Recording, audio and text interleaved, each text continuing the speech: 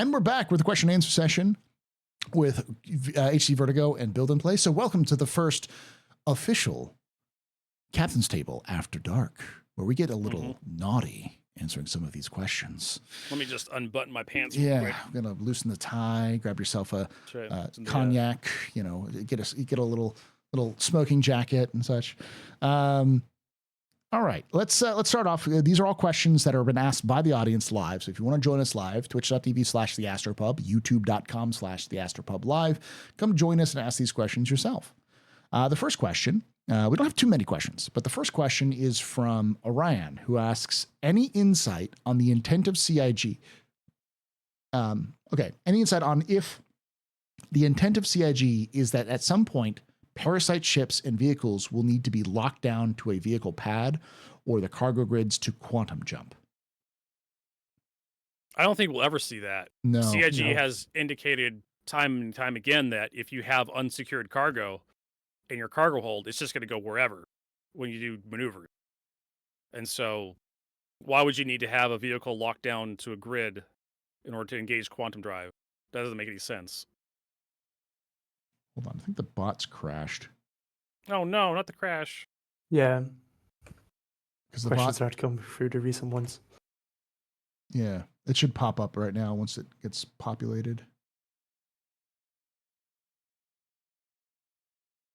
But no, I don't think they will ever lock those things down. I mean, why it works right now perfectly fine. And I think CIG kind of likes that people just kind of put AT vehicles inside of a ship for quantum jumps and stuff. As long as it's within the quantum bubble, lore-wise, it also makes sense. It's an Alcubierre style bubble. It doesn't need to be locked down. We don't quite have that system where you can drag non-quantum capable ships into quantum just by being in close proximity. I can't remember if there was an IP that had that, where if you're within a certain distance of a ship that was engaging its FTL drive, you'd just be dragged into FTL with it. There's a couple that happened with Star Trek, Star Wars. They both have them. As long as you're within the warp bubble of a ship, you can go with it. Yeah, you can extend your warp bubble around another ship, and they had that in Star Trek Enterprise, where they had like 2 NX class ships like extend their warp bubbles. Yeah, they did it in Halo, where like a slip space drive opened. And then they fought the Amber Clad went through, and it happened in Halo 3 too. I don't know if CIG is going to do that. Usually you have to be attached to the ship's physics grid in order to quantum jump with the ship. And there's been some times where sometimes the ship's physics grid is not inside the ship, and sometimes you find yourself falling out of the ship into quantum when the ship's in quantum. And sometimes the physics grid will actually be on top of the ship, where I've had my 890 jump have extra stuff like on top of the hangar, even though the hangar is closed and the elevator's all the way down, and I have a ship on the hangar elevator, I could have stuff on the hangar door because there's a physics grid attachment there. Yeah. So I don't know if CIG is going to force that on us. I would say no, they're not going to, because I haven't seen hide nor hair or any indication that CIG wants stuff locked down for quantum travel. Nope. Like vehicles specifically. The vehicles will be force applied though. So like if you do hard turns, they're going to probably, your vehicle, if it's not locked down, it'll probably bounce more. So there'll be some damage to it, but that's going to be hilarious. Yeah. Tanks flying through the cargo bay. Unless it's some sort of in some sort of a region where it should be locked down, it'll just. I'm guessing if you don't put it on that's one thing. Like this was the complaint I had with the Valkyrie. Remember when the Valkyrie first released and CIG's like, oh, it only holds vehicles. I'm just like, why not just do both? Why not vehicles and cargo? If you can lock a vehicle down, you can lock cargo down. If you can lock cargo down, you can lock a vehicle down. I think they've gone that direction now, but I like that for spaceships, where you have the option to either choose cargo or vehicle. So I would imagine if you can latch cargo to it, you could put a vehicle on top of that pad, and the vehicle will stay. Yeah, but if you put a vehicle somewhere else, then it'll be to the whims of G-forces and how much of an asshole you fly like. Yeah, and so you may be doing dogfighting maneuvers, and your color is black with your Grey Cat rock in the back. And then you land after your dogfight is over, and you're like, okay, I'm going to do some mining. You come back, and your Grey Cat rocks like in 3 pieces. Because you decided to drive it like UPS treats its packages. Yeah. Or the right pulse. The pulse could be put anywhere in the ship, and Yeah. you're like, you decide to leave it in your captain's bunk or something, and you come back to it after you're done flying your Polaris, and suddenly you just wreckage everywhere. With everywhere in your Maelstrom, cabin. it's just like Pieces. Here's your it's like just a fire. Yeah. It's just literally just a fire in your in your captain's quarters. yeah. Like this, what was that? Was that Parks and Rec or Community where the guy comes in with a pizza and everybody's on fire? Yeah, it and was whatnot? Community. Was it- Yeah, it was Community. Yeah. All right, next question comes from Shimpasta, who asks, do you feel CIG should skip CitizenCon until Squadron 42 is out? Personally, I think they should have skipped CitizenCon for a long time. I was not a fan of CitizenCon since 2018. I think they're good, but I don't think they're worth the delays that they put into development. So yeah, I agree. I think they should. I do believe they should skip CitizenCon until probably until 4.0 or not 4.0, 1.0, or at least till like, because there's just, what are we going to get at CitizenCon next year? Like, obviously we don't know. But I think CitizenCon is a good investment because it builds hype and they always make money off of it. Yeah. And the fact that you have a fan convention, an official fan convention helps legitimize the project even more. Yeah, I personally think it should continue, preferably somewhat similar to how they did it this year, where they had the content team make a lot more of the presentations instead of the developers themselves. That's a good change, and I hope they kind of continue on that and make sure to take away as much work from the devs so that the content team, the ISC team and stuff can do that stuff for CitCon. And then I do think it's a good thing to keep because, as Vertigo said, I think it's a pretty major hype builder. It kind of rejuvenates the community every time. And even if you would spread all of that content that they have in CitCon out over all the ISCs and that kind of content, I don't think it will be as effective. It won't have the same impact. What you need, you need something to shock the system. You need sizzle, you need zazz, you need pizzazz. You got to have the lights, the flash, the cameras, and you have to hit it all at once really hard. And that's what shocks the internet. That's what gets you on the roadmap. That's what gets you in everybody's mouth. Just speak your name. And also, it's such an important thing for the community in general because we are pretty involved in the community with the podcast and content creation. You guys especially, but for an average guys, they don't pay attention. Yeah. No, they don't. But then CitCon they do, and then you have these guys at CitCon who've never gone to CitCon before and don't watch SCL, but they're there because the community is there and they can visit these org booths. And I think the concept of visits. And CitizenCon is one of those big things, especially if you have a really big event. It's one of those big things that, like I said, when it hits, it's not just the people like us, content creators, specifically Star Citizen content creators that are talking about it. It's also the other normie press like Bloomberg and guys like Toll Biscuit, Asmongold and Summit and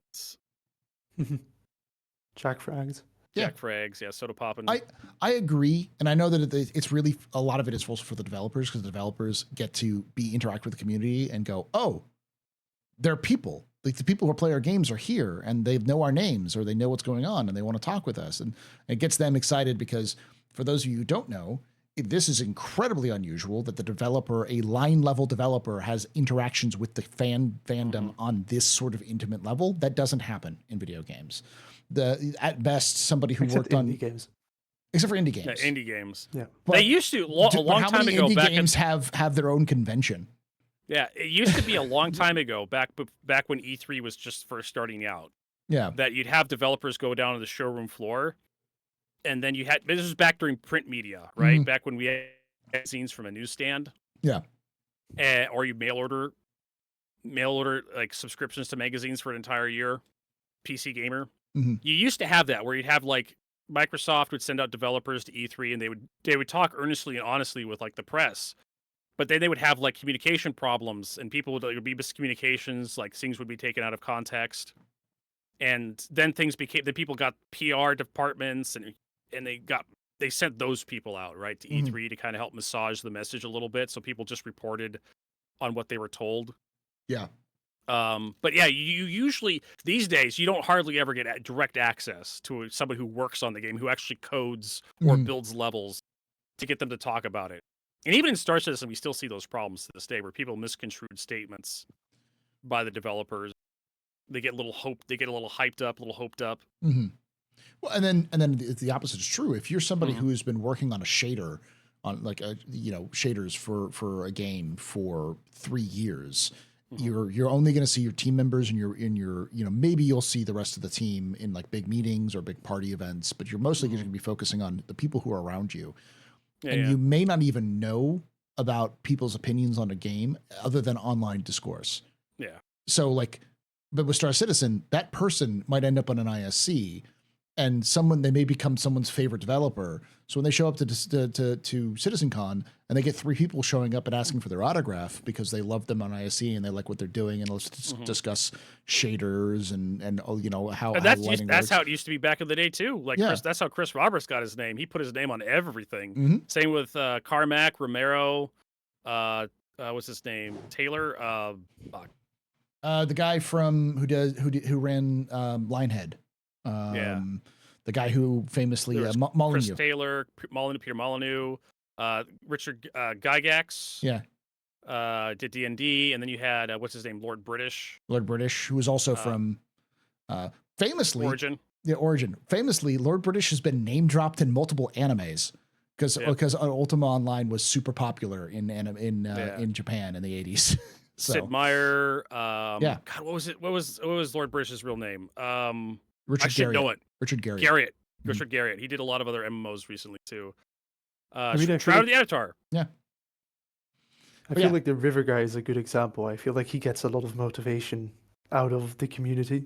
And some people don't want to be the guy famous, who makes the right. Of course, but I feel like the guy who makes the rivers and the water shader is someone who does like it and does like the fact that we now all know him as the river guy or the guy who makes the water shader and the water that one guy who was the Tonk guy, French man. Yeah. But I mean, like for instance, this is his first game. The guy who Hydro Homie, this is his first game he's ever made, which is always impressive. So I've met developers through Star Citizen that has opened me up to meeting other developers for other games through through social medias and through events and stuff like that. So I know the general feeling I've gotten from those folks is that you work on something in the dark, and when it comes out, you hope it's good, but you're never assured that it's going to be good. And it can be very frustrating to have that experience. So meeting people in person who like your game or like your content is entirely the content you've made for the game is so different. It can help you kind of make you go, this is what I'm doing this for. These are the people I'm making this game for. This is the art that I'm producing. So I can see the reason why, but I also know that it's just such a resource drain because basically CIG is doing nothing but focusing on CitizenCon from say July until until October. So like 4 months out of the year is basically just thrown out the door they're thrown into the bin for any kind of content that needs to be made. So it's like, personally, I just feel like Star Citizen wouldn't have been where it is nowadays without CitizenCon. I think it's been because it started so early during the development cycle. I think it's been an integral part of the community building and such. Now it's part of the culture of Star Citizen to expect CitizenCon. Yeah. All right. Next question comes from Commander Alice Aurora, who asks, "Do you think they'll release a high-sec system next, or just Nix, as it's probably the closest one done?" We already know the progression because they said it's going to be Pyro, Nix, Castra, and Terra. That's the order because they announced that with 1.0. Those are the 5 systems in that order. They're not going to go out of order unless, as Vertigo said, Chris Roberts does a line of coke and decides that he just really wants to get Terra done. I mean, it could happen. Chris Roberts could have Chris Roberts a stroke, and he wakes up the next day after he survives a stroke and says, "We're doing Terra next." Yeah, and everybody's like, "But doesn't matter. We're doing Terra." Because he's the CEO, he could have that. And it's one of those few systems that is connected to Pyro, so you could legitimately go from Pyro to Terra. So, all right, next question, because I think it was a pretty simple one. There's no you don't think that we're going to have any sort of alternate other than Nix Castro's Terra, right? Bill, I mean, the only ones that were kind of they showed swamps and stuff, and that kind of made me think of Oya, I believe the system Yeah. is called. But other than that, I really don't think they're gonna change the plan. I think Oya is probably after Terra somewhat close because it makes sense. But Yeah, well, Terra also has swamps because it's got all the true. biomes of humanity or of Earth. So I'd imagine the other one is there's a system that's connected to Castra called Towhill, which has sort of a swampy biome with its floating gardens. that has the floating plant islands or whatever. So, but I also know that there's a swamp in a swamp biome in one of the moons of Odin. So that may be where they developed it initially, was for Squadron. So that might be the case. All right, next question from Shimpasta, who asks, thoughts on Roger Godfrey leaving CIG? Does this mean server meshing is working and viable? So for those of you who don't know, Roger Godfrey, who was the head of the server meshing team, who'd been working on building server meshing for a long time, he left CIG as of this week. And he actually did a very long post about him leaving. Thanking all the people he thanked. He, fun fact, and Vertigo might like this because I know Vertigo and Darj both like this. He actually worked on Independence War 2. He actually was... War 2, Edge of Chaos, baby. One of my favorite games. I believe he did the physics for IW2. So it was funny because he mentioned it on Twitter, and I told Darj this, and Darj just fanboyed out. Be like, you worked on IW2? And he's like, you remember IW2? It's like, yes. I explained to him on Twitter, like, at the time was... I was like, you don't realize how many people in Star Citizen are massive fans of Independence War 2. Yeah. So, I found it kind of interesting. There was like a point in his post where he talks about how other people are going to take credit for his work or our work, and everybody. I read it. This is one of the things I read Reddit for. Was someone pointed out that he may not be talking about people inside CIG. He may be talking about people outside of the greater community. Yeah, where you have Microsoft or Amazon or Electronic Arts, they come along down the line and said, hey, server meshing, we invented it. Yeah. And like, nope, Star Citizen did it first. Yep. My team did it first. I almost certainly that's the case. I think a lot of... That was a really large tone shift for that. Like, if you deleted this one sentence, like this entire thing would be perfect for LinkedIn. But for some reason, he decided to like cast shade on his own team or his own company he's leaving. Yeah, that seems really weird. But then someone on Reddit pointed out, like, no, he's talking about like other companies. Yeah, and he's been in the company in the industry for a long time. Because when did IW2 come out? 2006, I want to say. So yeah, so I have like to Google this real quick. So if it was 2006, he's been in the industry for at least 15 years, if not close to 20. Probably more than that. He's probably been 2001. 2001. So about the time of Half-Life released. Yeah. Half-Life, 99. And if he was building those systems, it means he'd been working on there for several years before then. So at least a lot of people that work for CIG, a lot of their high-level developers are veterans. Yeah. I know Tony Zervik worked on one of my other favorite games, which was Crusader No Remorse. Mm-hmm. Which is where, fun fact, which is the reason why Crusader is named Crusader. Yeah. That's actually... what was his name? Aaron Roberts worked on another of my favorite games. Starlancer? No.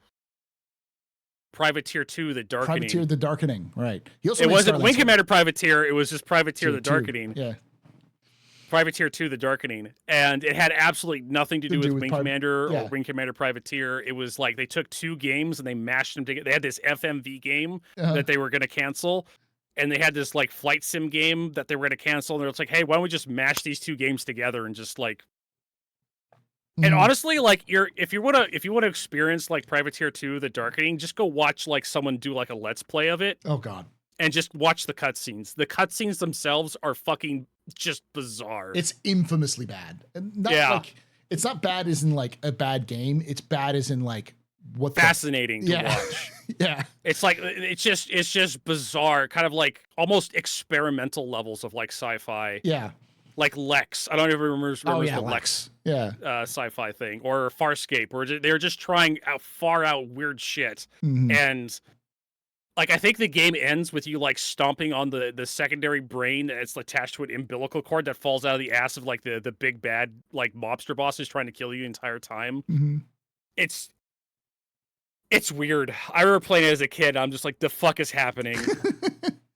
Well, Aaron also created Starlancer, which is technically a follow-up to Freelancer. No, Starlancer came out before Freelancer, if I remember correctly. Freelancer? So, they're in the same universe. I know that. Like Freelancer is. I have to list. Yeah, I know they're connected, and I know Aaron did Starlancer and Chris did Freelancer. So Starlancer was 2000. I think Freelancer was like 2005, 2002. How did we end up here, guys? Question answer. Freelancer is 20. Oh, the Freelancer. This is a This is Freelancer. Microsoft. 99. No. Yeah. Game was initially announced for Chris Robertson in 99. Many production schedule mishaps brought out by Digital Anvil by Microsoft. Was eventually released in 2003. Okay, yeah. So it's Starlancer's prequel. It was slightly after. Yeah. So it happened. It was developed after Starlancer. It was probably like in the same universe, but I actually own both games. Yeah. So the question is like, because the problem is there's a lot of hullabaloo about Roger Godfrey leaving and that kind of stuff. Does it mean the server meshing is working viable? Yes. But I mean, it means it's in the game now. Like it still needs polishing, but it's in there. 4.0 was proof that it works because I can tell you one thing: performance is insane. Yeah. On servers with hundreds of people, I am getting 30 FPS in servers and getting 40 to 70 FPS. I'm getting better performance consistently across the board than I've ever had in Star Citizen. Yeah. Granted, there's a lot of 30Ks or just weird bugs that are happening. But in servers that I've been on for hours and hours and hours, there's just no drip in quality at all. And it is proof, but that's just 4.0. And to talk about Godfrey's departure. Yeah. Sometimes you just get tired of working for the same guy. That was my point, is that he's been in the industry for like 50 or like 30 years now. And even in his little statement, he was like, I want to work on my own projects and be with my family. Yeah. And he said that his departure is like, I just want to go and do some other stuff. I've been doing this one thing for so long. And he's one of those guys that can basically command his own stuff. He's got pedigree. He's got a resume built up. He's got the knowledge base built up that he can just call somebody and say, hey, I'm available. You guys want to give me a job? Yeah. And they're like, yeah, we could totally use somebody with your experience. And he's one of those people that could just call around and find somebody, give him a job. He doesn't have to apply. He just knows people, right? He's been doing this for so long. You can probably find us online. I don't know where the exact link is. Someone sent it to me. It's in our Discord as well. So, he's a fiction, goes where he needed, but he's also a network engineer. And anybody who knows anything about if you want to learn one thing about any sort of like tech related things, is that anybody who deals with network engineering is a wizard. And I don't mean that as in like they're a wizard. No, they produce black magic. They do dark rituals to summon Cthulhu or the devil or whoever to be able to fix it. What they do is so in demand that they can pretty much ask for probably a small country in order to get things done with the right people. I got the link here. And the people who work on network engineering for video games are even rarer. So, like, they get paid more at Google and stuff. So it makes sense that they because they're so important to other big companies. They get paid absolutely insane amounts of money.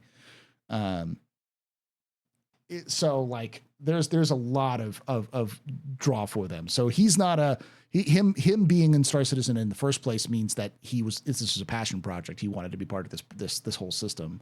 And him leaving is more, he's not getting any trouble. He can do whatever he wants at that point. So scalability makes or breaks any modern software product. It's also important to remember that he was working for CIG before the acquisition of Turbulent, and with Benoit taking over more control over software. I'm sure it's also an issue of like Benoit wanting to, being in certain places. It could also be a situation where Benoit's now in charge and Godfrey knows Benoit well enough to go, it's in good hands. I can leave. He can do what he wants to do, kind of thing. So, yeah. And like I said, it's not unusual for people to leave these days. And, nobody lives in a career anymore. My father, like, just recently retired from Boeing, and he'd been working there for about as long as I've been alive. And that's rare these days. Yeah. He basically graduated college, drove west from Minnesota. Basically, he graduated from college, went to a job fair at his college campus. Boeing was there. They offered him a job. He drove west without any other prospects other than Boeing. Showed up at Boeing's doorstep, got a job, and worked there until he retired. That's super rare possible. these days. Yeah, that's impossible. Well, also in video games is notoriously a turnstile. If you talk to people, it's even at CIG, you'll find out that most of them who are veterans have worked at least 2, if not 5 companies. Yeah. So, because it's just you work on a project for 3 to 4 years, you finish that project, you get your pink slip, you leave, you go to another company, you work on a different product, and it's usually like as you're working on as your product is wrapping up, somebody else who worked at another company says, "Hey, I know your project's wrapping up. I could use your expertise on this," and they go, "Sure, we've worked together. I'll come and join you." You meet more people.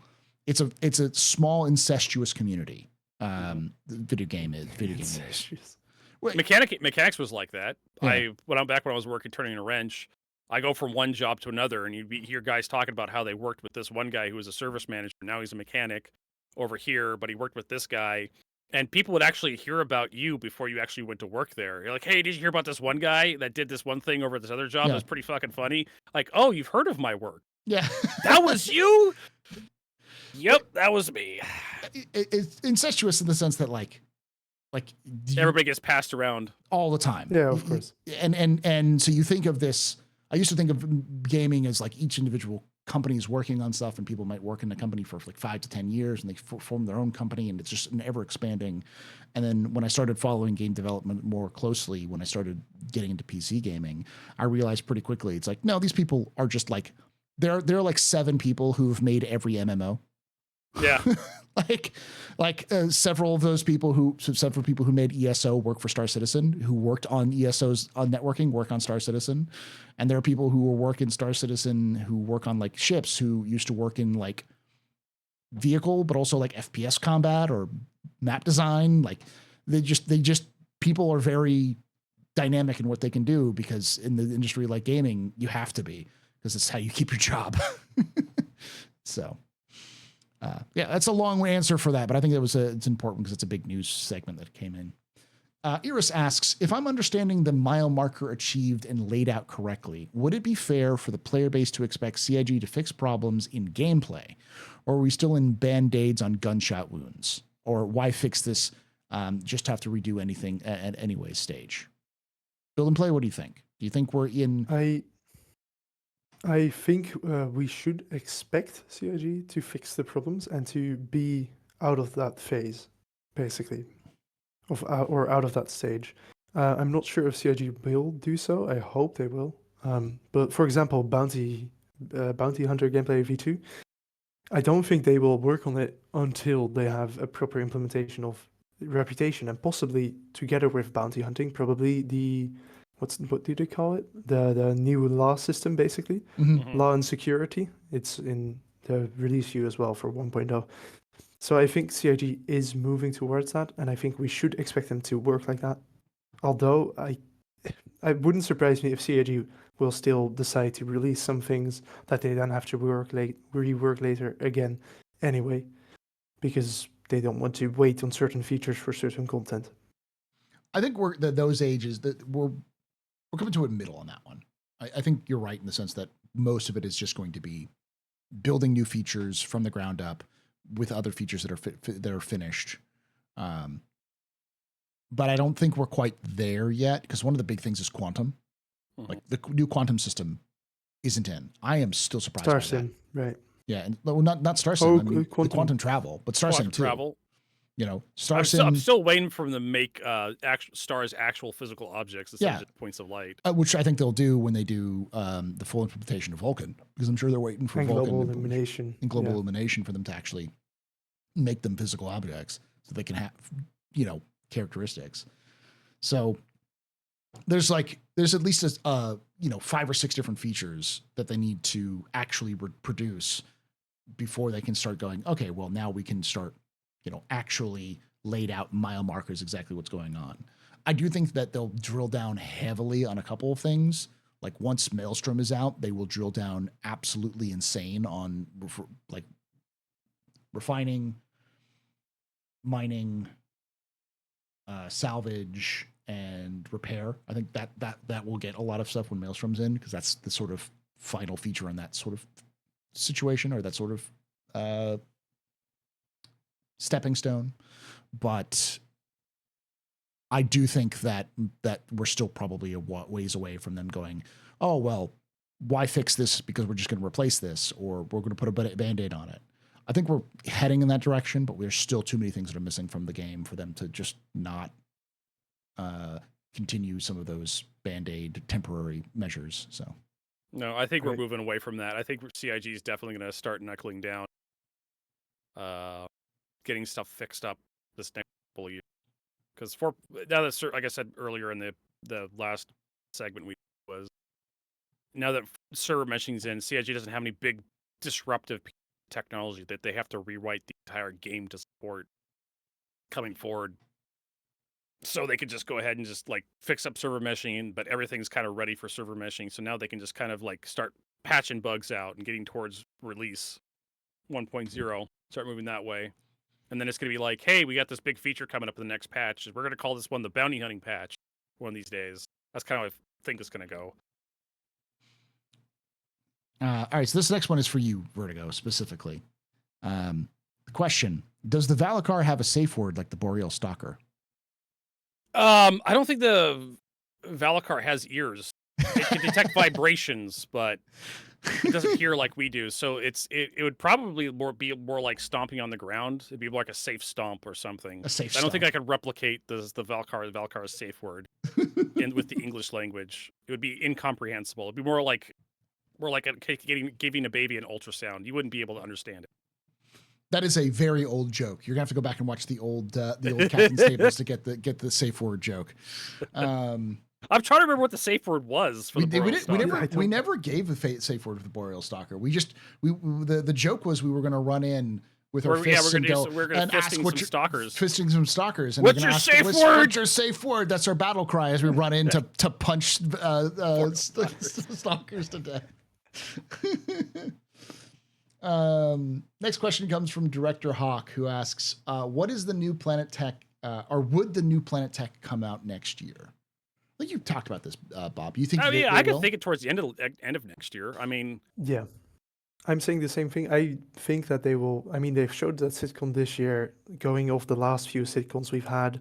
They tend to show things first CitizenCon, and then the second CitizenCon they finish it and show the final-ish product. So I think Nyx will, once again, towards the end of the year, be finished together with them showing the finished, like most of the Genesis stuff, like Architect, the dynamic weather, the GPU rendering for the terrain. So yeah, I do think that will be in at the end of the year. All right. Next question comes from Northern Trooper, who asks, this is a long one. This week, I was traveling from New Babbage to Bloom in a single seat ship. It took me 20 minutes until I had to AFK to deal with my kids. When I came back, I was kicked due to idle. I'm okay with this, but when I relogged back into the PU, I was put back at New Babbage, losing my progress.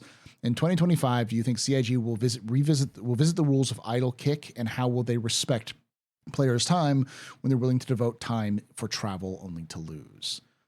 That's a good question. Very good question. Because the question isn't when we're going to have persistence; is when. How is there going to be a way for us to prevent idle kicking? I mean, there already is right now. You can just get a macro if you have a mouse or a keyboard that already does macros. You can download Auto Hotkey, and you can just turn the lights on and off, or yeah. Well, I don't think MobiGlas works. You have to like open and close your MobiGlas every so often. I think. Yeah, that's what I mean. I think there's a solution to it. The solution is pretty easy in my mind, which is you need to have some sort of either mode that you slip to in a vehicle, or if you have a toilet, sit on the toilet. Mm-hmm. If you're on the toilet, it will not kick you as long as you're on the toilet, or it'll extend your idle time by like 20 minutes or an hour. But yeah, like that's like if CIG wants to have these really long travel times between any point of interest, like you're gonna have to have either interesting shit that happens every so often, or you're gonna have to leave players alone, and you're just gonna have like empty. like Sorry. Elite Dangerous, where you have like really long super cruise periods. Yeah. That nothing happens. You're just gonna have to leave players alone, or you're gonna have to interdict players constantly to give them something to do the way over, or you have to cut down the travel. This was a big complaint that we had with Stanton, was that it took a long time to actually get anywhere. I mean, I think they're gonna, based off the Microtech demo that we talked about earlier on, I still think they want to do those taxi services, but they aren't anywhere near. I also just really hope that CAG will do that for players as well, because I could imagine at some point you just have a Genesis, people board the Genesis, sit down in the seat, you fly the Genesis Starliner somewhere else, systems away, the players can just log off in their seats. Yeah. And then you arrive there, you automatically unload all the players, they unload like NPCs. And then when they log back in, whenever they want to, they're in the station. There, they wake up in the hub. Systems like that will probably help out there. I also really hope that CIG at some point will just make it so that when you log off, you just log back into the same location. Yeah. To me, that makes more sense. That would, I don't know how... if you get idle kicked, like you just log back into where your player. But that's got kicked out. That's a long-term solution, like the long-term thing. That's persistence when you like where the matter. But I don't think we're still probably several years away from true persistence, because they have to get a lot of the back-end services working out properly. Because can you imagine, like, they want to put everyone on a single regional shard? Think about just the sheer volume of people they'd have to track where the locations were. I mean, again, we go back to what I talked about in the previous segment, where you have limits to what you can do with like MMOs. Like, you have latency and bandwidth taken into consideration, and there's only so much black magic and voodoo you can do with like interpolation and extrapolation with the player movements. If you want to have what Chris Roberts wants with real time, interactions between players. Like, if you want to have a real-time firefight, you can't have someone from Seattle, Washington fight someone in like South Africa. It just won't be a good time, especially if they have dial-up and I have like cable. Like, if they're only dealing with 50, or maybe they have an IDSN line or a DSL line. Like, God knows what that would be like. I don't know if they can get that to work. I don't think they can. So they're going to have to do region locking, I think, at some point, just for the sake of latency. Yeah. I know Dabbleus hates that idea, where you're going to be able to play with people in Australia, and Dabbleus in Australia is going to be able to play with you in Austin. I don't think that's going to work out in the future. I think CIG is going to have to seriously like lock that stuff down to playable experience people. You may be able to like join a specific server, but when you join that server, you're going to log into a certain spot in that server. Yeah, I think it's just going to be the characters, basically. Like, you just have a different character per region. Yeah, like other MMOs have. Like, you join a server in World of Warcraft, and your character is stuck in that server, but you can also change that character to different servers. CIG may do that, where you have to pay money to change to a different server, a new server cluster that's in a different region, or they may have a more fluid approach to region locking, where you're not allowed to join a region unless your ping is a certain way, but you don't notice that. I don't know how they're going to do it. They could do it very quietly at the back end, where if you don't have a good connection, they just don't let you go into Australia, America. But then what if you have parties joining, You may not be able to join. It may literally be like I talked about earlier with like Battlefield 4, where you can't load the map if you don't have the battle pass. Right. And if you don't have the good connection, CIG is not going to let you join the group. Look, someone's saying location transform is already tracked. It's the offline 3 sets of rotation depending on the location, but log off. You can put a spawn volume that aligns to the planet moon respawn the same location at the nearest zero cost. One line of E&E simply put when the ships winning the ships, etc. It becomes more of an issue. Yeah, that's what I was saying. Is like it's more of a, because it's not just the ship, it's also the player status, where they are, all of their stuff, all of that stuff. It's already tracked, but in order to track that exact same location in space, and what happens if that area of space is changed? What if a developer has added something and it's a player logged out in that area of space, and since they didn't come back in the next 2 weeks, the developers added an event that happens right there. It's just a player just wake up in the middle of the event. like there's a lot of issues there too. So we had that with like Helldivers. We have that in Helldivers where people were fighting over Melvin Creek, which was a planet, and there's nothing at Melvin Creek anymore. The map has completely changed. So you still have people hovering, flying. They have the super destroyers in orbit around Melville Creek that haven't logged in since that part of the map has been taken by Super. Yeah.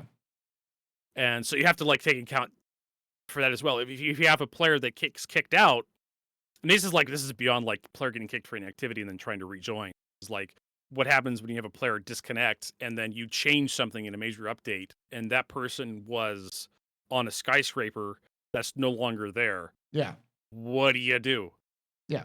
When they log back in? Well, obviously the fix for that would be wherever the last landed Right. at. That's where they log back in. And that's what should happen when players get disconnected. They should just get rolled back to their previous spawn point. And Chris Roberts, I think that early on in development they were talking about. That's how it works now. But the problem, what he's saying is like he gets kicked in idle. But he gets kicked in idle and he rejoins immediately, right? And then, or even he rejoins in like 20 minutes, and now suddenly he's back to where he was, so he's just lost all that 20 minutes of travel time. So in reality, what should happen is like there's short range and there's long range here. Yeah. Like, what does a player do when you get disconnected and you don't play for like a month in the patch, right? Yeah, obviously, that makes sense. You go back to the station. Back. Yeah. Yeah. But for someone who just rejoins, the grace period within the disconnect should allow you to just get back into your ship. Yeah. Like when you reconnect. And that's like, I think, a long-term goal. Another medium-term thing that CIG talked about a long time ago is that your ship gets taken over by the AI and you immediately try to navigate back to friendly space, wherever the closest friendly port is for you. And you land there, and that's where you log in next. I remember that being kicked around a little bit back in the day. But I do think that just like an idle, some sort of state where you can put your character in as an idle that increases the idle that doesn't speed. require third-party tools. Yeah, it doesn't require third tools. And the question is like, oh well, why would that be good? It's like because it's not just good for now; it's good for forever because you're going to always want to have idle kicking because you don't want people to like take up space when they're not actually there, and it would also allow for things like.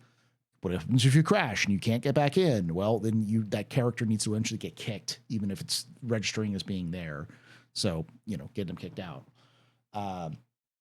So you're always going to have idle kicking. So you're always going to have a situation where someone's going to have to go idle for a long time. If you're organizing for a raid in a game like WoW, one of the reasons why you see people jumping around like crazy morons is because gamer have brain that require movement.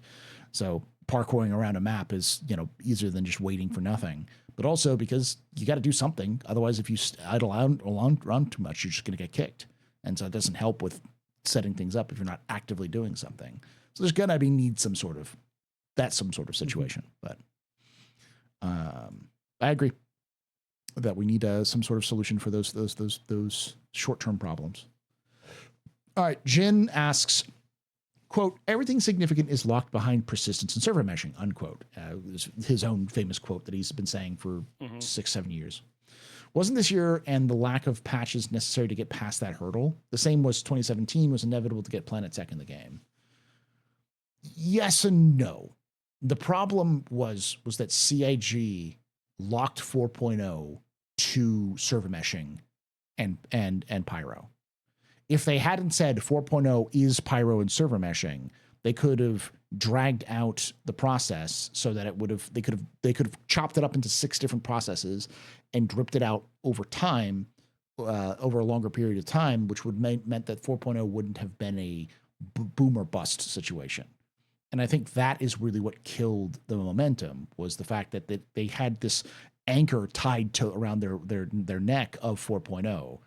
And from what I can gather, generally speaking, having a gigantic patch release or some sort of gigantic activation with software is just asking for a problem when it comes to issues. More issues are going to pop up because it's far more complex to release this big patch than it is to release smaller ones. So, yeah, I think it's just needed for, it was needed for now, but I think in the future, them chopping up bits and pieces of patches and stringing them along in longer periods will do better for the game. But I don't know. What do y'all think?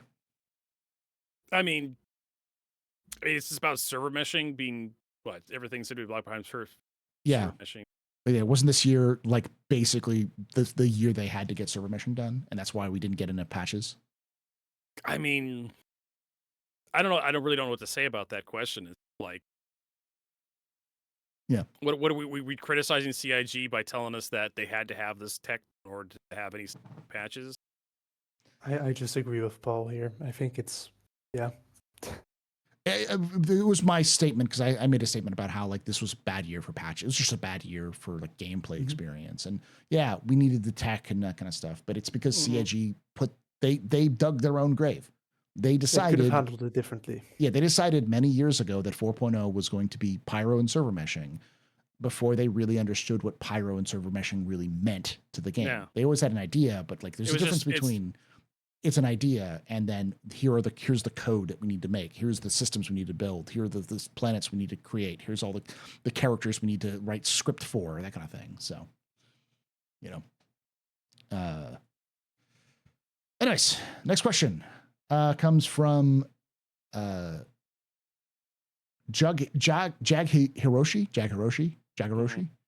who asks, Pyro seems fixated with eating poor quality food, rats, sea slugs, etc.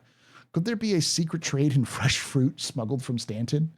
I don't know why there isn't. Like with casual like space flight, why wouldn't you just have people willing to pay for shit flown in from Stanton? There is actually. Like, yeah. It's actually in game. In fruit? Not in fruit. Okay. Whammers. But having I'm not even joking. You have to go to the contested zones, and there is a shop inside the contested zone. Oh God! Where you can buy whammers. Whatever. What? It's the black market. Funny. There wouldn't be a black market in Pyro. There would just be a market. Yeah, that's true. But it'd be a high end because there's market. No laws to regulate what you can and can't sell. It's true. Whatever it would just. You'd be able to buy whatever the fuck you want. It would be a libertarian paradise. It just whatever would be in stock. That's what you would be able to buy. Yeah, and I think that's one of the reasons why it's in the contested zones is because it's like only the baddest of the bad people are supposed to be able to get into those zones. So like, of course you're going to set up a shop. If you set up a shop with rare items of good food and drink from Stanton, I could put it in a place where all the people who have all the guns fly to Ruin Station and just set up a shop to sell whammers to people. For Christ's sakes, I do not like what CIG is doing with Pyro. Like I think the art style of Pyro is just kind of the worst. I don't like the art. Like I like the exterior of stations and whatnot, the ruined stations and whatnot. Yeah. In Obituary, when I get inside, they have those dumb burn barrels, and inside of a pressurized space station, open flame. Do you understand how bad of an idea that is? With like junkies everywhere, like falling all over themselves, covered in bruises, with like rags hanging off, soaked in like sweat and oil. Like if they shove a junkie into one of those fucking burn barrels, the entire station goes up. That's fucking stupid. I think it's supposed to be stupid. I think that's the whole point. And it's congratulations. Like I hate it. Yeah. It's supposed You've done it. It's supposed to be like you're supposed to sit there and go, I don't feel safe here. Like any like this is one drugged out mistake away from blowing the whole station up. I don't know if I should. That's why I hate Pyro, because it's so fucking backwards. It doesn't make any goddamn sense. Like the rich people, those who have actual money in Pyro should be controlling the stations, and all the drug addicts would be on the planet working for the people who control the space station. I like it. There was actually a sci-fi show that actually had this. I can't remember the name of it, where they had this space station that would actually go around Earth, and they'd actually launch bombs at the planet to like teach people who was in charge. Who's in charge? Yeah. And they actually, there was Elysium that had that plot point, but they weren't launching nukes at the planet. Yeah. But there was a show that did that. It wasn't very well received. I know there was the 100, which had the whole the space station, like the last remnants of humanity was living on a space station, and the world had been destroyed, and they sent their kids down. 100 kids down to see if they could reclaim the planet, that kind of thing, who were all like criminals and such. This just sounds like there's some dynamics. Yeah, it's just like I look at Pyro, and also I'm so fucking sick of the post-apocalypse. I mean, I'm playing Stalker 2. I played Fallout back in the day. Everybody wants the world to end. They always want to be the Wild West. And you go to Pyro, there's no law, everything's destroyed, everything's shit. And I didn't give Chris Roberts money to play Fallout again. I gave Chris Roberts money to play Wing Commander, the MMO. And when I look at Pyro, I see the wrong game. A game I don't want to play. But remember, this is just Pyro, and the other 4 systems will not be like Pyro. So Exactly. That's why I'm not excited for get what you Pyro. mean, Yeah. but I I agree. I see it as an artistic choice. It's obviously an artistic it is choice. an artistic choice. I don't like the art, and that's the wonderful thing about art. Yeah. Is when You don't art have- makes you it's feel subjective. something. Yeah. That feeling is valid. Yeah. Regardless of who you are, regardless of what other people tell you, when you look at a piece of art, your personal experiences will inform your feelings on that piece of art, and your feelings on that piece of art are valid as a result. Yeah, I'm not trying to invalidate your art. I know. I'm just saying in general for anyone who's watching this. Yeah. But we're talking about fucking fruit being black market stuff in Pyro. We got onto this. Like the reason why they have indigenous food production in Pyro is so that when you don't get the stuff you want, it's cheap and it's available. It's the same reason why the United States subsidizes corn and milk. Yeah. Because you don't want to have to rely on other people to feed your population. Mm-hmm. Because what happens if the jump point gets locked down by a random like Xenothreat? Remember the Xenothreat invasion of Stanton? Yeah. You think Xenothreat was blockading that jump point to prevent shit from getting inside while they were using it? Yeah. Maybe Xenothreat decides to get a wild hair up their ass, and they go pick a fight in Stanton, and suddenly you have a fucking gigantic war happening at the jump point. You're not getting any whammers through that. Yeah. Well, so you're going to be eating rats and maggots for a few months. Yeah, it's also important that we don't have the solar flares, so solar flares do knock out ships just randomly for you know. The other thing that is important, I think, is just Pyro's not done. I don't think Pyro is going to be done for a while because one of the things that was very clear in lore, and I know lore can change and all that kind of stuff, but it's always important to remember that lore doesn't dictate gameplay, but gameplay dictates what lore is written. So like the reason why they wrote this lore isn't because Dave Haddock wanted to have cool lore. It's because some designer wanted to have this idea for you know, and then they went to the writers and Dave had to write the story for that thing. And because it's a lot easier for Dave to write a story than for a designer to build the full system, that lore ends up being released well before that system is completed. Yeah. And sometimes the designs change between Dave writing the lore and the design coming out. So then they have to go back and change the lore. But usually that's why they're kind of vague. And one of the things they've been consistent on throughout most of this is that Ruin Station is the main hub. Obviously that's changed a little bit because of how things work, but it's supposed to be where the Xenothreat live. And it's supposed to be a big place for lots of different, you know, illegal activities. And right now it has no markings that it's Xenothreat. It's not even described as Xenothreat. And I would 100% expect it to go over some sort of like its own sort of touch up to be more of a hero location. So the interior is probably less shit and more clean and more usable with more like kind of stylings of Xenothreat with Xenothreat like logos and stuff around there. So yeah, I can see them still doing work on it and still sort of massaging the art styles and other places to make them a little bit more better, you know.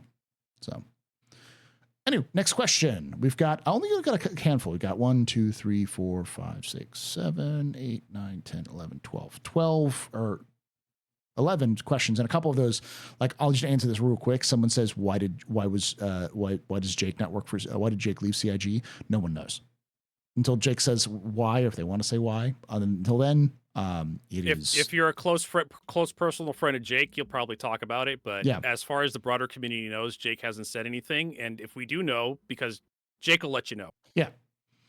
So none of our business. It's mind your business. That's a none ya business. Yeah. Everybody has speculations. Opinions are like butts. Everybody has one. They all stink. Jake doesn't work there anymore. Yep, that's it. That's all you need to know right now. And like I said, if you're friends with Jake, he'll probably tell you. But if you're not friends with Jake, you just need to know he doesn't work there anymore. Yep, they do not work there. Next question comes from Bigger Gap, who asks, odds of a Squadron 42 release announcing during Invictus 2025. What do you think, Bob? Tiny, really small chance. Okay. Once again, I think GTA probably will play a role in it. If GTA has a solid release date, then maybe they will talk about it, but I don't think they will, to be honest. If GTA says it's delayed to 2026, fall 2026, then maybe they will say, okay, well, Squadron is going to release earlier. Maybe. But in any other scenario, I don't see them talking about it at all at Invictus. Yeah, I could see them doing it only because the rumor mill about GTA is that they'll know if it releases in 2025 by March. But that's their cutoff, is that in March they'll know what the date is going to be. So, and I think CIG is just playing it by ear. That we may get more information at Invictus. That'd be a good place to release some information. I don't think we're getting an announcement for Squadron at Invictus. Maybe we probably hear something at CitizenCon, my guess. Yeah, if we have a CitizenCon, yeah. If we're gonna hear anything from 2025, I mean, we're probably gonna see a little bit more of Squadron 42 at CitizenCon next year, but we're not gonna hear a release date. Honestly, if we're gonna hear a release date for Squadron 42, my guess is Gamescom of next year, because Gamescom is a massive event. It is basically replaced E3 in terms of the biggest event. E3 was never really the biggest event. Tokyo Game Show was always bigger, and I think even Gamescom was always bigger. But Gamescom is huge, and CIG almost always has a presence there. So if they were going to do an announcement, it would be at the biggest European event in gaming for gaming in Europe. So, but that's not until August of 2025. So. And again, CIG would probably more likely to do it in a group of the fans. So, all right, next question is from Lock Austri, Kestrel11, who asks, how long do you think it'll take for the Nyx and Castor systems to get into game? With only two planets each and Delamar in, it seems like it would be pretty fast. I'm not going to answer that because we've already answered that. It's ones we've specifically talked about. I mean, we could just next year. I think almost all of us believe Nyx for sure is next year, sometime next year.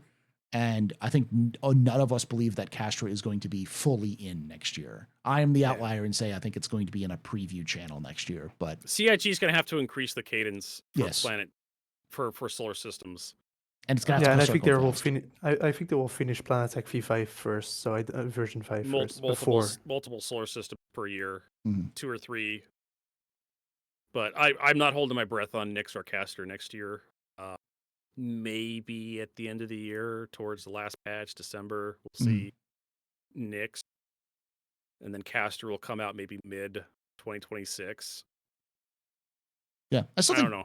Castor releasing right before Invictus is a good call, because it's Invictus. Yeah. It literally ties in with. I accidentally said that, but that was a good guess for to go. It sounds about right. All right, so Lock Austri Kestrel11 asks also, with Gemini in ArcCorp and Clark Defense Systems and Kruger in Sherman, will CIG try to make those places exclusive locations for high-end gear for those manufacturers or not? Anything is possible. I do think that the reason why they have those listed in lore where they are is because they do want to make those locations for like mission givers or high-end loot.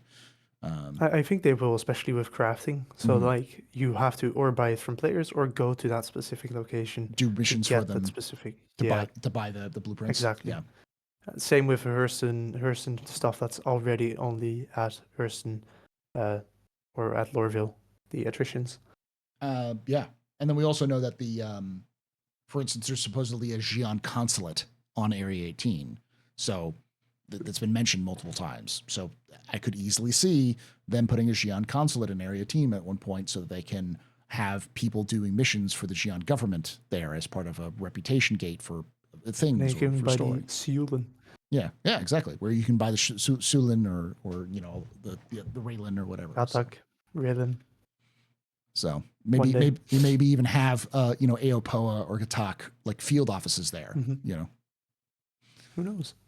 Lock Austria asks, question, mining missions likely in 2025 or not? Maybe. I wouldn't say. I don't think. I have no clue. They already have the ability to do. They do cargo missions. So mining missions could easily just be like they already have all the systems in place to do it. I think one of the reasons they could do it, but they actually had planned on doing it alongside the salvage missions, but they never did. I think the reason why is because you can sell salvage without refining it. Yeah. But you can't really sell ore without refining it. And so. Yeah.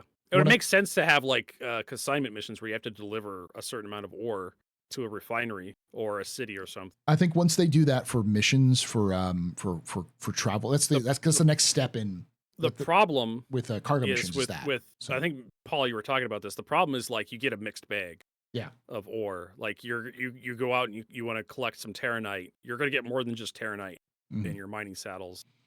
So they probably want to do it like. Well, they even said that would kind of suck. They said in ISC that they're changing how the distribution of resources is. So like you're going to always know that this specific node is going to be in this specific area based off of the morphology of the land and that kind of thing. Yeah. So it's no more of this like mixed bag of stuff. It's just going to be what you get. So it's not gonna be like cargo missions. Like I'm trying to think of how CIG would do mining missions without having the cargo, like having to get a cargo ship involved. Like you could just do it straight from like a mining ship, like a prospector. I think it's like you're always gonna have a mixed stuff in with the prospector's bag. So it'll take like just I don't know how it would work, but you could do it. It could happen. It just requires CIG to desire. It's all numbers, right? Yeah. In the system, you just got to figure out how to get the math to work out. Jin is saying, because this is true, I haven't played mining, so all I know is based off what they've talked about with like future plans. But apparently, the rocks do not have mixed commodities anymore. They're just like mono commodity rocks. Really? You don't have like titanium and Terranite and Hephaestonite all in one rock? No, apparently not. Okay. Or I haven't done mining in a long time, so that's They could. I don't know. They could do it. You know what I know, Paul? They could do it with the gems. They could. Break at rock hand mining. But rock DS. Elliot has also talked about how the next step that he's already working on with cargo missions is the we need X amount of processed food rather than you picking up the boxes and moving it. The next step of that mission is that we need X amount of products. Please come get it. And that was as Dell was pointing out, that was the end of Save Stanton. That was the last mission of Save Stanton. We need this number of things. So if that's already in, we need this much stuff. Bring it to us. Yeah. That's how consignment should work for like shipping. Back when I was a mechanic, that's how the trucking companies worked. It was, we need this much stuff delivered to us by this time. Right? How oil refineries do it. Like you have a port, you have a space for a ship to come up. You say we want this much oil between these two dates. And we'll pay you this much money. If you miss the date, if you're too early, you make less money. If you're too late, you make a lot less money. But if you show up just on time, you make this much. Okay, so chat's also saying that the planetary is still mixed rocks, but I know that the plan is to be mono rock in the future because they said that right in the live. That's how it should work in Star Citizen, where you get a contract to deliver a certain amount of goods within a certain time frame. That's how Space Trucker worked. For those who missed that cute little indie game, which was just trucking in space. It's good. Go get it. It's cheap. You load up your freelancer, you fly over, you drop the stuff off, you get a paycheck. And I think that's what will happen in the future with mining. But it's going to be up to you to acquire the goods somehow, some way. I think that's legally or otherwise. But I think that's how mining missions are going to work. Is we need X amount of Hephaestonite ore. Go get it. That's what I think they're going to be. Yeah, you're going to have to like. And it's going to be, they're going to weigh your stuff and figure out how much Hephaestonite you have. And they're going to be like, okay, you got this much left. Okay, bring us this much more. And I think once they get that part, that mission working for cargo, then they'll do mining. It may be the same patch. So, the answer is, I don't know, because it's such a wild west right now in terms of what is going to be the priorities for 2025 in terms of the granular details. But the chances are high that it will at least be in development. Mining missions will at least be in development next year, if not completed next year. It just requires CIG some changes. Yeah, it just requires CIG to have the desire to implement, because it looks like everything's already in place. It just requires them to like focus, put the time in, turn their eyes to this feature and actually get it done. And we don't have that back. Yeah. But I can tell you it's probably not very likely because they've never talked about mining missions. They did, to my knowledge, within the last year. They did, but it was supposed to be coming the same time as salvage missions, and then they decided they weren't going to do it, and then they haven't said shit since. Yeah, it has been entirely dead since. So, there's a lot of other things that need to go in there, like material grades and like the mono nodes need to be put in and all that sort of thing. So. We'll see. But I expect it will know more about those sorts of things when ISC comes back in January. So, all right, 89 Dig Dug. We only have 5 questions left. 89 Dig Dug asks, thoughts on Bounty Hunting V2? Will we see it in 2025? No. Nope. No. I don't think so either. They really haven't been talking about it much. It is such a massive feature that if they thought it was going to be in 2025, they would have talked about it at CitizenCon or in some ISC. Yeah, once again, reputation first, and then they have to still work out the entire new law and security system together with the bounty hunting. Reputation system, law and security system. They need scanning for be able to track people where they're going because you don't want to have the God markers anymore. They need to have the new restraint system, which they haven't showed off since CitizenCon 2 years ago. Disabling somebody or like knocking somebody out and then restraining them. Only just now, all of the cargo, all of the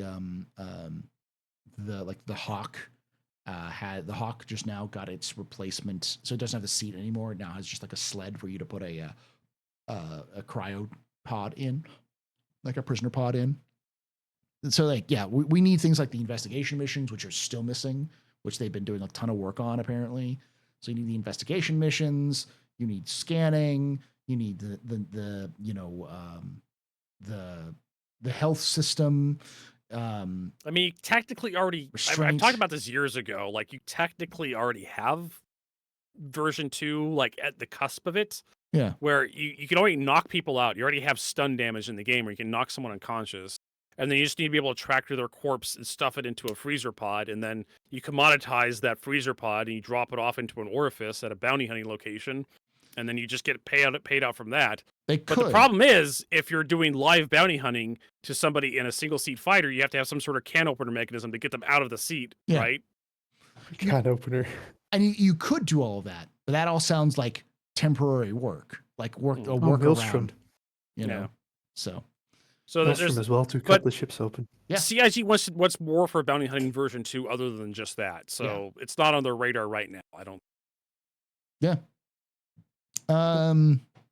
So it's I think bounty hunting V2 is going to be based off of what they've talked about. It's probably going to be a 2026, if not like a right before 1.0 sort of feature, because it is shaping up to be Star Citizen the game in micro. Kind of like how Endeavor is, like, it literally covers every single thing. It's going to require, space flight, health systems, sensor systems, FPS gameplay, in its own restraint gameplay, probably even repair or like salvage as well as reputation systems. It's one of those things where if you look at it, it's so big in terms of all the different systems it touches on. So, all right. Iris asks, what would a lore and Qantas org collab look like? It's actually a pretty good idea. I like the idea of it. So for context, the events we normally organize are tours that have dedicated crew. We have pilots that we train to fly low G forces, so you can walk around the entire tour. Bartender aboard, of course, or multiple depending on the size of the event. And me or other people telling about lore. We definitely need more lore knowers, of course, because the people who actually read all that stuff are rare. And I'm not even nowhere. And I'm nowhere near Paul's level, just to clarify. But it would be fun to do an event where we, sort of like our discovery tours, where we go down to like derelict outposts and search for the what are they called? The pieces relics. Of the we call them artifacts, the pieces of the spicy choices seat, but also like medals and stuff like that. I don't know if you'd be able to handle the rabid of lore. If you want to fly us down there, we the joke is we put the AR in archaeology, because when we get down to within the level of a derelict outpost, we immediately just destroy everything within range of said outpost and then take what they have left over. It would be interesting. It would also just be interesting to you sometimes do you still do those? The That you actually have a bar in the game. I haven't done that in a while because I've been waiting for the game to get more mature, but I'll probably get back to it with 4.0 being a little bit better in terms of performance. I mean, I'd love to do a pub crawl if we can actually get the bartenders. Yeah, we used to do that as well. We used to do pub crawls, but now the bartenders just do not function. So hopefully with 4.0, they can start to work again. So if you ever need player bartenders, we have quite a few. There we go. All right. Next question comes from Apollonus01, who asks, will it be hard for CIG when base building comes in for them to put in an empty system, no POI, only mineable for us to decide what laws will be in the system, like how the towns of like towns in the Old West? This is a question that's been around for a while. Basically, can CIG just add a blank system, just randomly hit randomize, add a blank system, and then from there? Yeah, I think they could do that.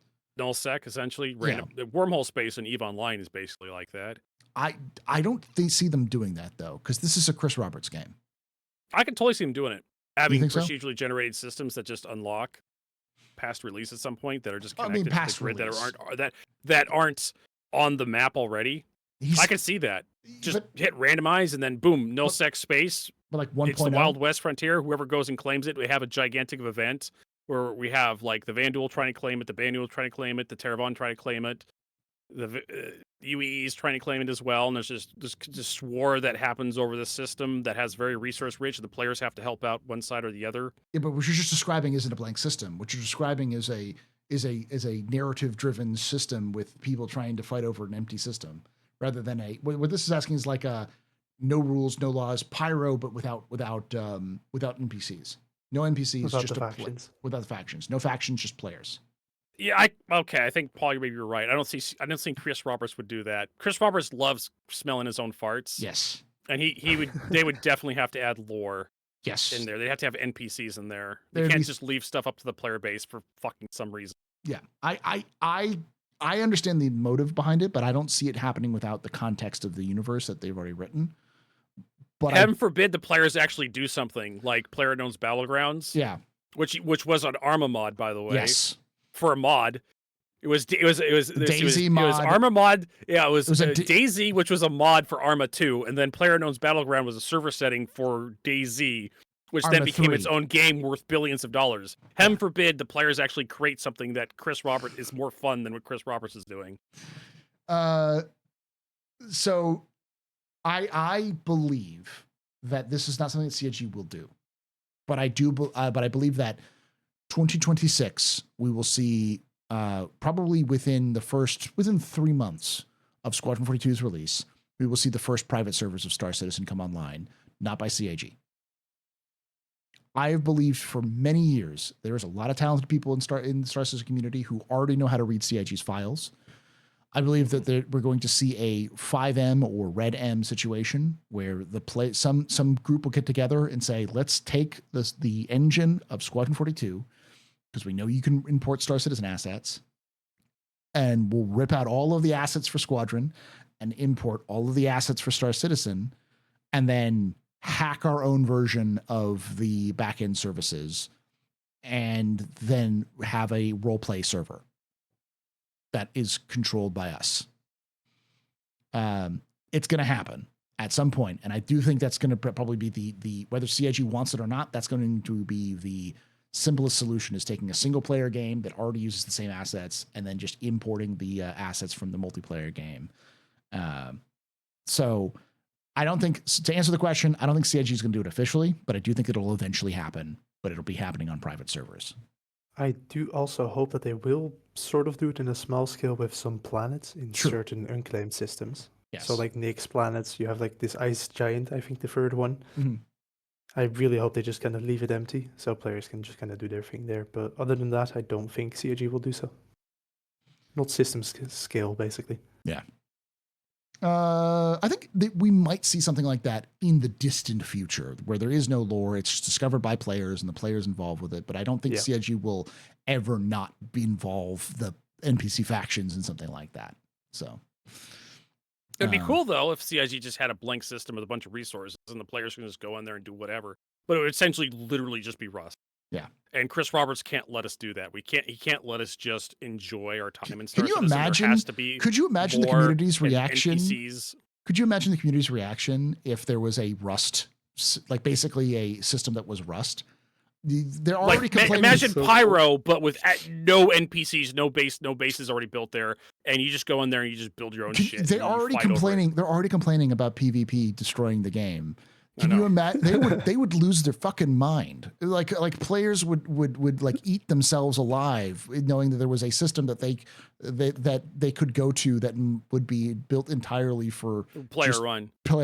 Yeah. I mean, I don't even know how they're going to work that. Like imagine, like even with Pyro right now, if you have a large enough org, you could just lock down the entire system, or at least lock down all the points of interest around one planet. Well, it depends. The planets are going to also be those point of interest are going to be owned by the NPCs, and so that's the hostility system. You're eventually going to have. This was brought up. I saw this on the Spectrum. Yeah. Not long ago, somebody was like complaining about how they went down to a planetary location and they were dropping off some stuff, and the location was just full of corpses. Yeah. And I'm just like, that's kind of dumb. Yeah. And everybody was talking down to me like I was the idiot, but I'm like, this is a Chris Roberts game. Why would you have civilians like Citizen for Posterity in Pyro without having like them strapping guns to everything, right? Yeah. Because Pyro is a lawless system. Like at any point in time, Xenothreat shows up and kills you just because you're there and takes your shit. Like this is the worst part of the Wild West. So like I don't like that. That's another reason why I don't like Pyro and the lore of Pyro is this like every faction that exists in Pyro would have guns coming out the demon hole just to like prevent you from like killing their bases off. But in order for CIG to make it so players don't kill off everything, they have to infinitely spawn NPCs, which means you're going to have, if you have fully persistent corpses, you're literally going to have corpses piled up in the middle of a base, in the middle of a grounding location, because you're just going to have to keep spawning guys. Or you're just going to have to let the base get wiped out. Just have like, when players finally leave, you'll let people move back in when the players are done killing. But you're also going to have infinite, because you got a full loot game, right? So you'll have infinite items you can take off the NPCs if they do fight back. So you can just keep killing them and then tractor beaming their corpses back into a ship and stripping their armor and just throwing it into the cargo bay. And now you're just fucking looted up, baby. Like, I don't know how CIG is going to solve this problem. Like, it's kind of immersion breaking in my opinion. Just make passenger transport gameplay and make it possible for Qantas to sell organs, and problems is organ trade. So I can tell you the simplest solution, which is there is a certain number of people at any outpost, and once that number is gone, then that outpost will take a while for it to regen. So you're gonna have a while. And we had that back in the day, back in like EverQuest, where you'd have like timers for like spawns. Yeah, and then mobs, and then these groups can also call for backup. So then you're going to have that infinite wave will become GTA style, where like, you commit a crime and then you see how long you can survive by killing cops, and eventually the military shows up. They're gonna want to have the Concords thing, not you're gonna have to, that's kind of like the way I was gonna go. Eventually you're gonna have Citizens for Posterity. We'll eventually have to have Concord backing it up. Like you're gonna have to have an Idris show up to shut down whatever camping is happening around your outpost. So I think the one thing that's really missing from Pyro that's very, very clear is reputation. Because the reputation hostility, you should be able to get good reputation with a group, and that group should be able to back you up everywhere you go. And if you're in an area, they should be fine. But if you don't know them, they don't know you, and in an area, they should be hostile to you, or at least aggressive to you. Maybe lock you down in certain areas. And that's something CIG said they wanted to do with Pyro, but it's just not in 4.0. So. I mean, it partially is. I'm neutral with Rough and Ready, but they keep shooting me in the stations. Yeah, I'm the same way. I'm neutral with the headhunters, but every time I try to land at their bases, they keep shooting at me. They're because you're neutral. Yeah, you need to be positive with them. So it is kind of an ish. Yeah, but I mean, like, you also need to have backup and to arrive. Yeah, and stuff like that isn't, of course. So, Matty Bear. So we have two more questions. Gin and Tonic asks, with transient jump points coming in game, what does that mean for Oritani? I think. I like this question. So for those who don't know, Oritani is a famous jump point that collapsed. Right. So it was, they sent in a small like terraforming team. They'd been working there for like a year or so. And there's a lot of rumors because they were doing this experimental way of terraforming where everyone and their families moved with them to the stations that were the kind of staging areas for terraforming, so that those families would then get pieces of land from the terraforming project. You basically got paid in a land for working with the terraforming system. So there was like rumors of like food shortages and riots and people being forced to work, and because it turns out that one of the planets that they had was at Waterworld, which doesn't have a lot of land, and a lot of people who showed up were like, "Oh, I wanted land, not a floating, platform in the middle of the ocean." So there was some conflict there. And so after that conflict happened, a bunch of people, like the company who was creating who was doing the terraforming, invited like the head of terraforming for the UNE and a bunch of other people to come with them to go inspect everything. And after they made it through the jump point collapsed. So then with no way of getting through. But with transient jump points, the question is, could we possibly find a transient jump point in Oratani from the Farron system to Oratani? And any other system that's it may be another transient jump point from one. But I think the way the transient jump points are going to work is they're going to be all the same. You can think the way they describe it is like a river, where you have a river and then tributaries that branch off of it.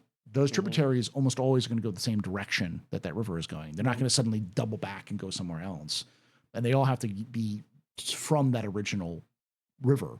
So I don't think the transients are going to be like a random jump point from Nyx to Terra. I don't think it's going to happen. But I do think that you'll have a jump point that goes from Saints into Pyro, but it spawns in like Yella. So completely another location. And then it comes out in like Pyro 2. So you're suddenly like this temporary jump point that just cuts the shortcut, the huge shortcut down, time down dramatically. So, but I do think that's probably what they'll do. I think that's how they'll probably bring Oratani into the game, is temporary jump points, because that's a neat little storytelling. So, as you said, the gameplay drives the lore, so it doesn't really make sense to have it in the lore at all if it's just there as this backstory thing for the few hundreds of people who read these articles. Oh, it was mentioned there was going to have gameplay purposes. The reason why it existed was for gameplay. There is some plan they have with gameplay with Oratani. So, all right. Last question is from Maddie Bear, who asks, Are the plans for the MobiGlas still allow players to create apps for it? I don't think I've heard anything about that in a long time. I don't remember if they ever said they're going to do player-made map apps for MobiGlas. I do think they were going to do an application. This is a blast from the past for those of you who don't know. CIG at one point was going to create a mobile app for Star Citizen. It was going to be a mobile companion app. We have not heard about it in 10 years. At CitCon, didn't they at CitCon kind of touch upon? Wasn't there someone who touched upon it because of like they want to integrate the in-game chat into Spectrum? Yeah, and then maybe a mobile app at some point. I don't remember. I think they mentioned something like that. But I don't know if we'll ever see player-made apps connected to MobiGlas. I'd love to see it because players, as Vertigo pointed out with PlayerUnknown's Battlegrounds, players are often the most ingenious, crazy people you can have. So right now, Star Citizen already has third-party apps which do a better job than CIG does at a lot of things, like DPS calculation, where you can buy certain ships, the best routes for trade. Like that's going to happen no matter what. So I made my own spreadsheet to figure out how to haul multiple trade goods with a certain amount of money, because I would be trading like out of my C2, and I'm at an outpost, and I want to fill up on like Agricium, but I only want to spend this much money. What would be the most efficient way to fill my cargo hold full of like 2 or 3 goods? And I made like a spreadsheet to plug in some numbers and do that stuff with. And CSG doesn't support that sort of thing in their game. Sometimes you got to make your own tools. I also really hope they at some point you have the people like Zark Media who make like the news episodes and stuff. And HubNet, I guess, all of that like machinima content. It would be great if they do somehow integrate it into the game at some point. I'd love for and a Zark weather app stuff. and stuff. But I'd love to see. I'd love to see my radar be my radar, implemented. exactly. I'd love to see commercials, the scooters commercials for Brio's Breakyard. You know, his commercials maybe. Or maybe some more commercials.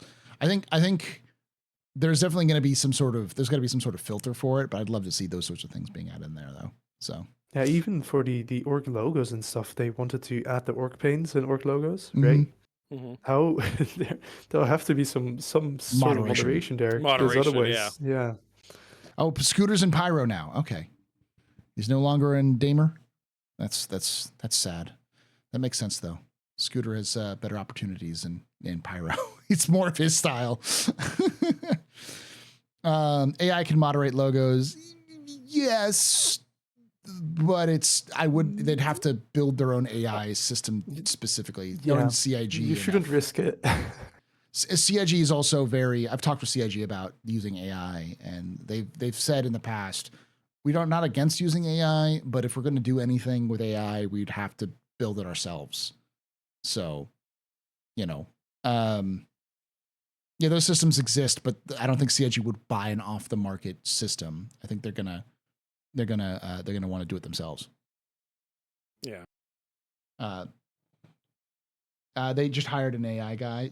The AI guy is they were working with machine learning AI for the generation stuff for Planet Tech at one point. That was one of the things they were talking about.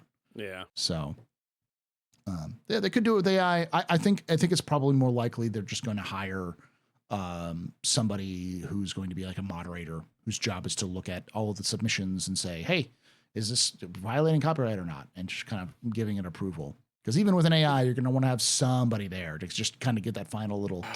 Remember Operation Pitchfork, Paul? Yep. How the logo was stolen by a racist xenophobe like group. It was actually the opposite way. Like it just happened that Operation Pitchfork's badge was very similar to a white supremacist.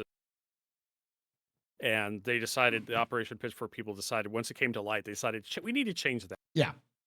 And you're going to have stuff like that constantly with spitted stuff if you don't have sort of moderation. And then, of course, you got Game Informer writing articles about how you're secretly supporting and harboring racists and white supremacists and shit like that. And it's just like, bro, we're Discord. We let anybody join. We don't ask them to fill out a survey about their political opinions or how odious of a person they are. You download the app, you create an account, and you just do your own shit. We just let people. When we get reports, we'll act on them. But if nobody reports the Discord, we're not going to do anything. Yeah. I mean, I just. Sorry, with someone says in chat, look at these 70,000 logos. I feel like it would make something like a minimum member requirement, probably. You need 50 members. Payment. Yeah. $5, $10, $20. Yeah. If you want to create an org, I think was it War Thunder did that? They required me to pay $20 to start an org in War Thunder. Yeah. I can see CIG doing that. Either you subscribe or you pay a flat amount. Yeah. Not that you having an org will probably be like, there'll probably be like a free org you can use, but if you're going to be at a certain size, you need to pay. Or if you want to have access to certain features that orgs have, you have to pay, that kind of stuff. Yeah, like the logos and stuff. Yeah, for sure. In game, the ship's costing $15K. People easily pay $20 for the 3-person org logo. So sure, that sort of thing. I think they'll definitely be, but I don't think we're looking at $20. I think we're looking at like $500. They're gonna have something that would justify either them building an AI to help them do it, or somebody who's looking at it, or both. So, well, we're gonna get game masters. Yes. Or admins, and every MMO has a game master intern. Somewhere. So Yeah. To help if you get stuck, they'll teleport you to safety, or if you have like a problem with someone ripping you off in game, you can call up a GM. Yeah. I don't think we're gonna get Arcage levels of game mastery though. So for those who don't remember, Arcage, if you messed up, you could get if there was an argument between players, you could take them to court. No. There was going to be sort of in-game arbitration guild. That was a stretch goal in Star Citizen. I forgot about that. So maybe we will have the court system. I mean, there's even a group of players who are already like the Stanton Police Department or something trying to do that at the moment. UE security, I've seen them. Stanton yeah, those two. I agree, both because I know Knight Rider personally, but also because I think it would be funny. Make Knight Rider the head of the Arbitration Guild. Oh, for fuck's sake! Like, make deleted. It's by, one thing. Make you know how deleted easy by it Knight is Rider to get banned from CIG. Spectrum. Yeah, like make deleted by Knight Rider CIG an in-game thing.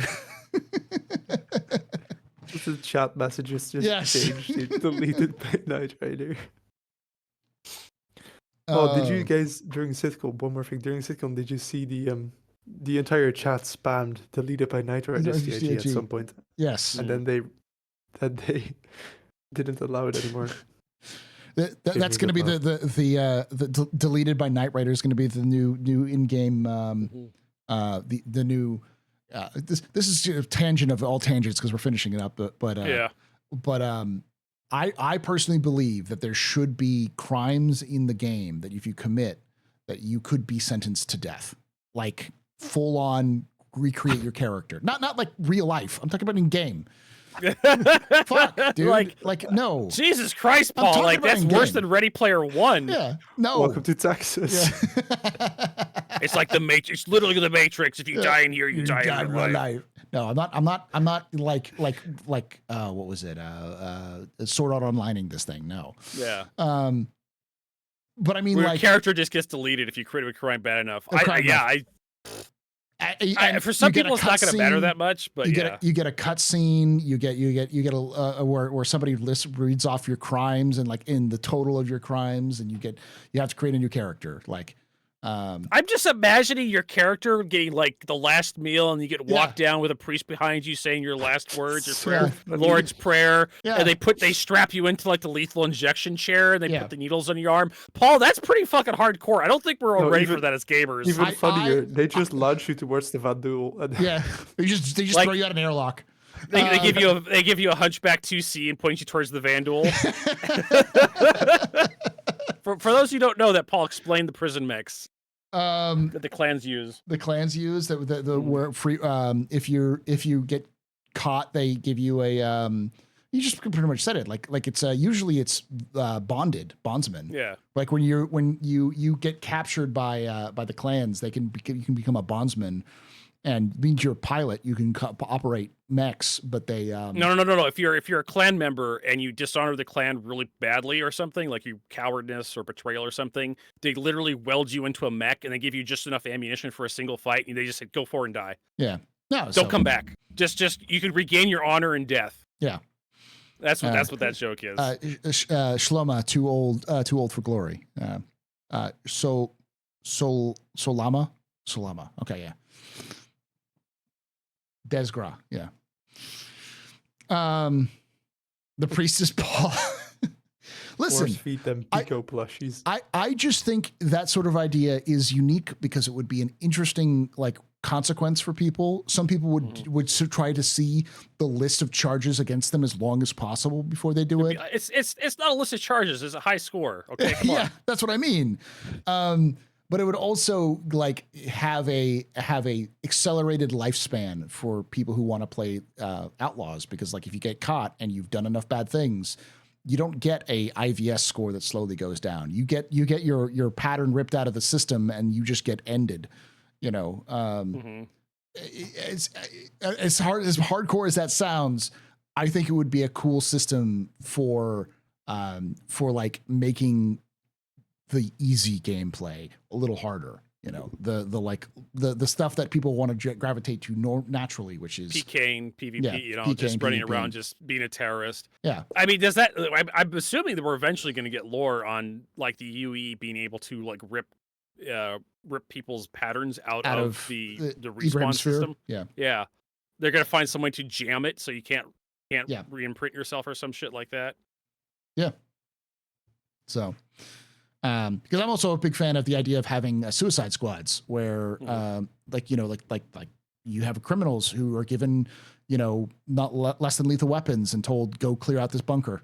And if you survive, we'll give you a reduced sentence, something like that. Give those we'll allow you to rebind your spawn point. Yeah, or something. If you manage to achieve this goal, you get out early. You know, to do this mission, it's incredibly dangerous, but you'll get out early, and so players will do it because they're it's gameplay that they want to do. Like PvP players be like, yeah, let's do it.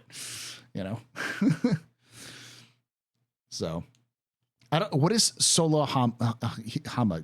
Most people have referenced this. I do not get this reference. Slow Hama. Nope. No idea. No, it's most people referencing it, so it's probably some sort of sci-fi reference that I'm gonna feel bad for not getting.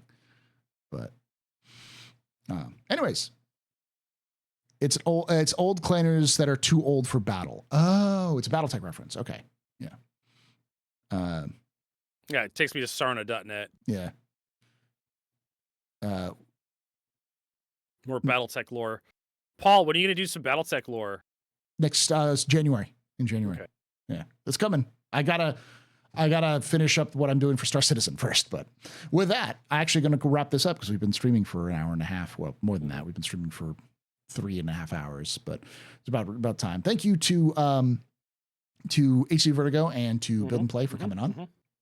Wonderful having y'all talking with us. If you enjoyed this, again, this is our first Captain's Table After Dark on the new channel, youtube.com/ at the Captain's Table Podcast. Please do hit that follow button if you haven't already done so on Twitch. Subscribe to us on YouTube there, and hit the like button if you enjoyed this. And if you want to watch us live, twitch.tv/theastropub, youtube.com/theastropub live. We'd love to have you come down and join these wonderful folks here in chat and ask your own questions and get off track and talk about Paul getting taken out of context with with statements, because that statement's going to get clipped. Happy holidays for those of you who do celebrate, and I will thank you for watching. And like I always say, hope to see you someday in the black. Play safe.